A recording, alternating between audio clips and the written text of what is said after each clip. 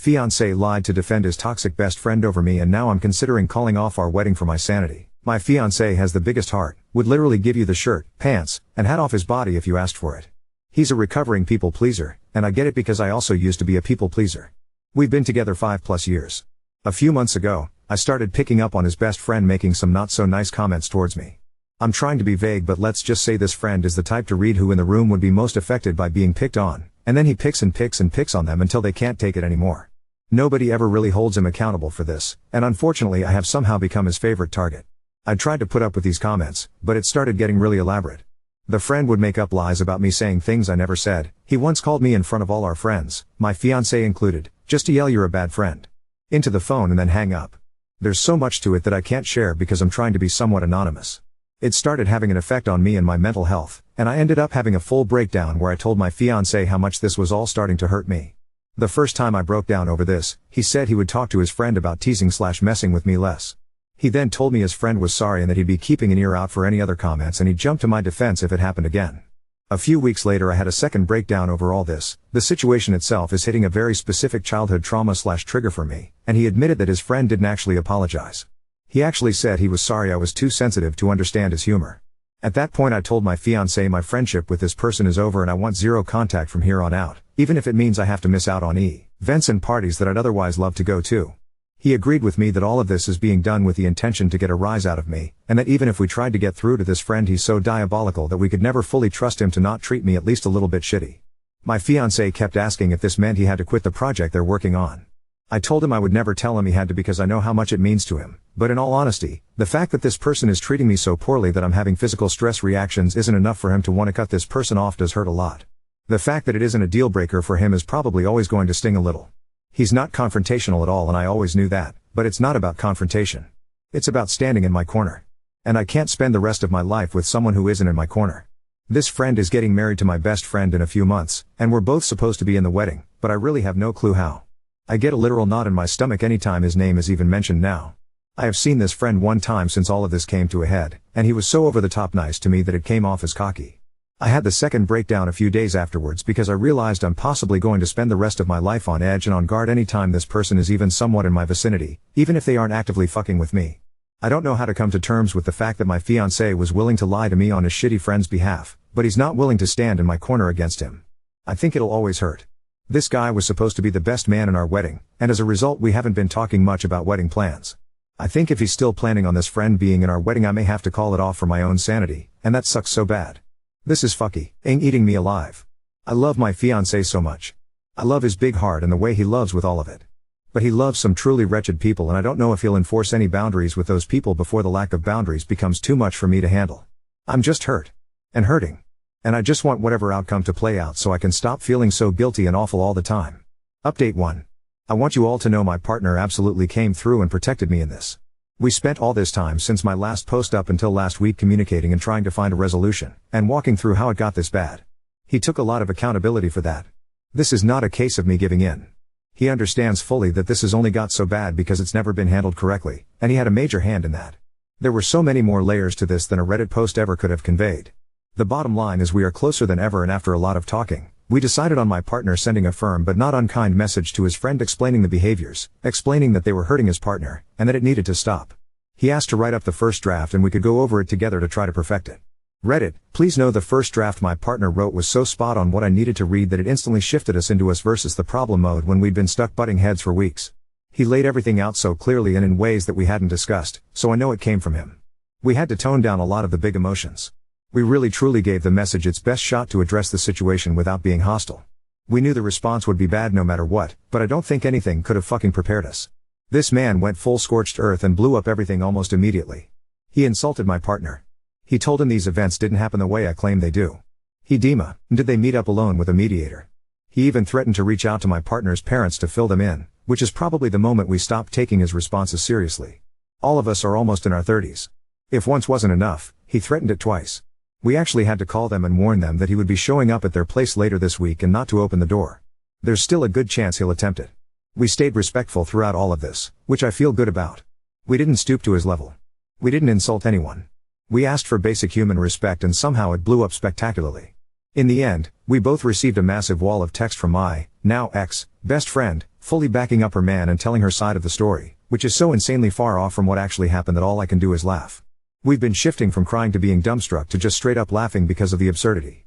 I went into this thinking she was brainwashed, but it turns out I was wrong. They're a perfect match. I wish them all the best.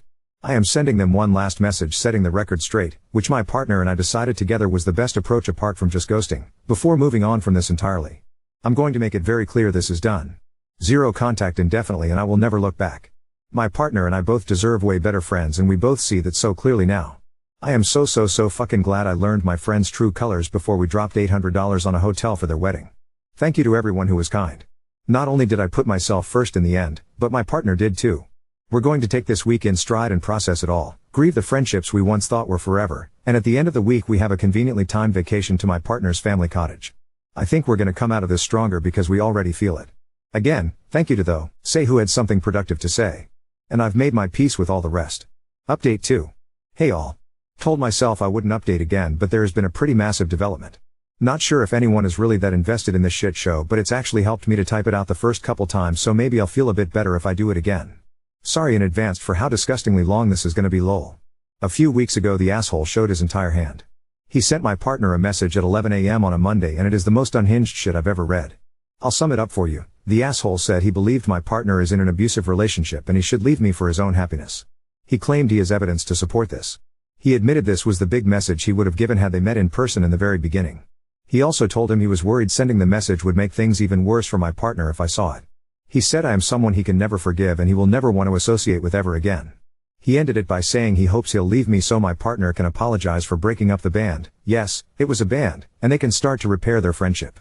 Obviously a whole lot to digest. I know y'all don't know me, but I am obviously not abusing my partner lol. I shouldn't even have to clarify that, but I will anyways. This guy is 100% excommunicated from our lives indefinitely, not that he already wasn't at that point. In light of this new info, I'd like to share some of the things the asshole has done over the past year or so that made me realize he was fucking with me, but I didn't clock at the time because, much like some of you, I thought I was just being sensitive. My partner and I joined some pals, including asshole, to play a game together online, Lethal Company if you're familiar. I have many hours in the game and know the monsters quite well, so I was pretty confused when I was slaughtered by a Bracken 3 game days in a row, almost immediately upon entering the facility and splitting from the group. I mentioned at one point that I'd be having a lot more fun if I wasn't dying so quickly every time, and the asshole mockingly said it must be a skill issue. After a few more deaths, this time with me at least getting to explore a bit before getting my neck snapped, I asked if anyone had the Control Company mod installed, which allows the server host to play as the monsters. Suddenly the asshole had to go, and the lobby conveniently disbanded. I never brought my suspicions up to anyone because I knew it would be my word against his and I had no solid proof so I wasn't positive, but when I finally mentioned it to my partner a couple of weeks ago after that text was sent he told me he remembers the asshole staying on the ship and secretly going AFK multiple times in the game, which lines up pretty perfectly with my in-game deaths. When I said the asshole was being too nice the time we saw him after my partner called him about his comments affecting me, I don't think I explained it right. My partner and I were sitting at a table at a local show and the asshole sat next to me, not my partner, and wouldn't stop touching my arm and asking me if I was enjoying the show. Multiple times he would just stare at me and grin as wide as he could. If I had just been told something I did hurt my friend's partner, I don't think I'd be all over them the way this guy was to me. Hell, if it were me I'd at least throw a sorry about the other night their way. It felt like he was gloating that he got away with it. It was comically over the top and made me and my partner very uncomfortable. We talked on the drive home and we both felt the same about it. I was hanging out with my friend at her place and asshole was there, so we all decided to head to my place and hang with my partner as a foursome. Right before we left the asshole asked if I knew our mutual friend's secret. I did not. I'm also not very close with this friend. My friend already knew and told him they should just tell me because I wouldn't be that invested, but asshole told her my partner didn't know yet and they couldn't tell me until we all got to my place and told him. He kept going on about how big the secret was and insisted that I'd freak out once I knew. I made a comment about how we were taking different cars and there was a chance my friend would just tell me on the way, so he looked her dead in the face and told her that he'd be genuinely upset with her if she told me before he told my partner. We respected that. When we got to my place, it was obvious my partner already knew. The big secret was simply that our friend was dating someone. I found out later that the asshole had called my partner the minute he got to his car and told him that both me and my friend didn't know and they should put on a big show of telling both of us together. My partner had known for weeks and the friend group had openly discussed it a few times, and it hadn't come up with me because, as I said, I'm not very close with this friend. I got baited lol. Truly exhausting behavior. My partner had no idea what happened until I told him about the conversation at asshole's place and my friend didn't say a word in my defense. I typed out exactly why this was ridiculous once all this came to a head and they both refused to even acknowledge it. I dyed my hair blue. My first outing with the new hair was with the whole group. I went all out on my makeup and outfit and was pretty stoked on it. I'm not exaggerating in the slightest when I say the asshole made 20 plus jokes about my hair in the span of about 15 minutes. It was pretty much every time he interacted with me, which he seemed to go out of his way to do specifically so he could make jokes about my hair. If you've ever had blue hair, then you've probably heard most of the jokes he was making.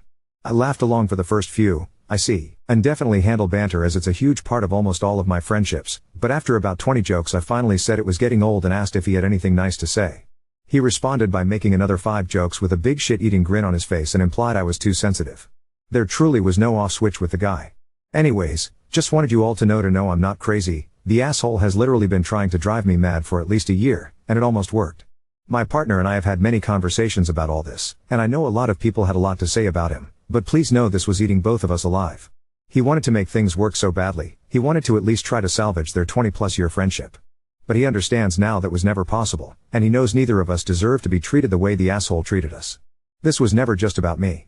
If he was a good friend to my partner, maybe things would be different and we could have tried harder to get through to him, but this is just who he is at his core. He's known for being a prick for no reason and lying about it. And there's no space in either of our lives for that. Anyways, I doubt the asshole can top that message, so this is the last update I'll give. My partner and I are coming out of this way stronger. The asshole has completely brainwashed my friend, and I've made my peace with it. She can have him, lol. Godspeed to the both of them. Now on to second story. Daughter's best friend secretly took her $100 pants, cut the logo out to cover her tracks, and her mom remained silent. We have been family friends with the Smiths / for about 4 years now. We have kids at ages that mesh up perfectly, so it's always a good time when we get together. They're great people that we trust. They have a daughter we'll call Carol and we have one we'll call Laura, both 12 years old. Laura is a bit shy but the kind of girl who opens up and has a great time with a BSD friend, which Carol is. Laura is also very organized and clean. She knows where all her stuff is and it's exceptionally rare that she misplaces anything. A few weeks ago, we had Carol over to swim with Laura in our pool. Before they went in the pool, Carol and Laura were in Laura's room. At some point, Carol started looking in Laura's dresser, apparently just browsing. Laura was a little weirded out by this but didn't think too much of it. Carol at one point says, "Wow, these are nice Lululemon pants." Laura had gotten them about a week prior as a special going back to school / birthday gift, and they cost about $100. She was very excited about them. So they talked about them briefly, then Carol put them back. The girls then went out and swam for a while, then came back inside and changed. Carol left her bag in Laura's room while they hung out for another hour or so. When it was time to go, Carol went and got her bag from Laura's room. The next day, Laura was absolutely freaking out before school because she couldn't find her pants. She looked in every drawer, looked in her sister's drawers, looked through her dirty clothes, the laundry room, everywhere. The pants were nowhere to be found. We certainly didn't want to assume the worst of Carol, but somewhat related, Laura did mention that Carol was wearing a different friend's Crocs which she said she had borrowed from said friend. So my wife and I decided my wife would call Carol's mom and do the old benefit of the doubt conversation, asking gently if maybe Carol had mixed up Laura's pants with her stuff. Carol's mom said she asked Carol about it but Carol said she didn't have the pants. So we went back to a theory of they were misplaced. But several weeks passed and we still didn't see them. Again, very unlike Laura for something like this to happen. Yesterday at school, Laura sees Carol wearing what suspiciously looks like her Lululemon pants. She notices the logo on them on the lower back, the pocketless ignat her pants had, the same color, etc. She's pretty sure they're hers, especially considering the implication in Carol's first reaction to them that she herself didn't have pants like that. She asked Carol about the pants, mentioning they looked a lot like hers. Carol seemed uncomfortable and it seemed like she was trying to hide the logo on them. At one point, Carol lagged behind the group of friends they were in and it seemed like she was trying to fold the top of the pants down so the logo was less visible. Laura had previously told another friend named Sarah about this incident, so Sarah was on close watch at this point too. Later in the day, Carol, Laura, and Sarah were in class together and Sarah observed that the logo had been cut out of the pants, which was definitely done since they had seen her hours earlier. Laura had a look and saw the same thing. My wife and I discussed it at length and decided that even if this creates an awkward wedge between our families, we will call again and mention what Laura witnessed. So my wife calls Carol's mom, who at the time was in the middle of a school-related event, so when my wife explained the situation, the response was, "Okay, I will check later tonight and get back to you." It seemed a little more casual than she expected. Today at school, Carol seemed the same as usual, like nothing had happened. No mention of the pants, no mention of her mother talking to her about it, nothing. Laura, being the non-confrontational person she is, didn't say anything about it either. We have not heard from Carol's mother either and it has been over 24 hours. So now we're not totally sure what to do. Do we wait another day or two? Do we call a third time and up the rhetoric a bit? My wife hasn't used the word stolen yet, but that's only because we thought the hint, so to speak, was obvious enough that she would at least tell Carol, you need to give those back.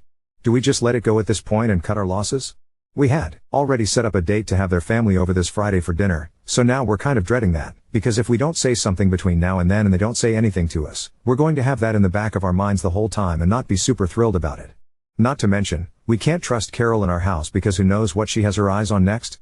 What's the best thing to do here? My daughter's friend stole her expensive pants, wore them to school, and cut the logo out of them to try and hide the evidence. We've called the friend's mom about it but haven't heard back. Not sure what to do next. Update 1. As I mentioned in my original post, we planned to have the Smiths over this past Friday night for dinner. This was just coincidental. The date was set up like a month in advance and a week or so prior to the pants disappearing. It was on a Tuesday that my wife called Carol's, the thief, mom to tell her my daughter Laura saw Carol wearing her pants at school.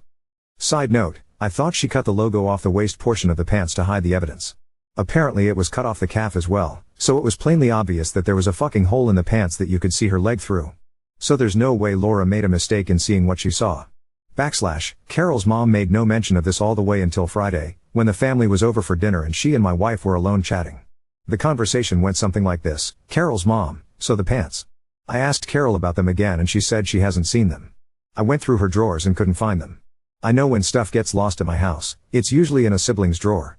My wife, I get that, we checked every drawer in the house at this point. They're nowhere to be found. Carol's mom, did you check under the couch?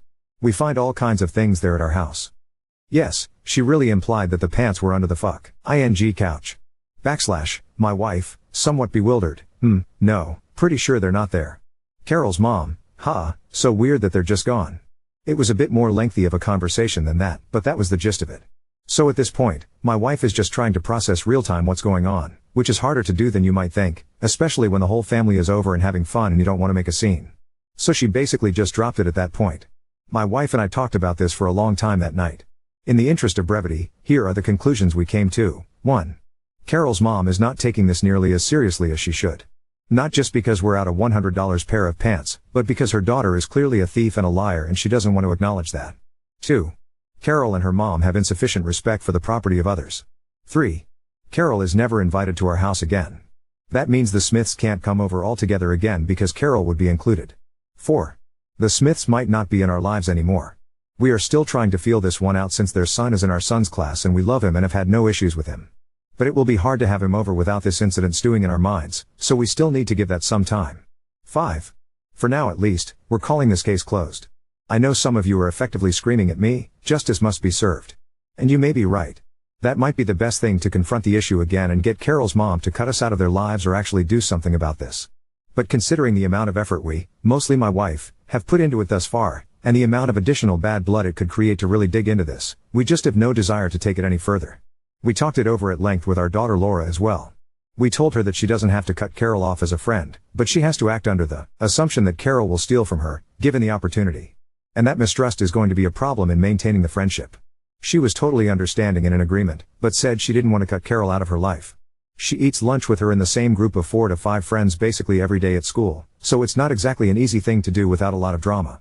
We also took Laura to Lululemon this weekend and bought her the same pants again. We told the clerk there about the situation and you should have seen the look on her face. Probably looked like what you're feeling as you read this, some mixture of disbelief and rage. It just really sucks to learn this about a friend, that they're like this and don't share what should be obvious values.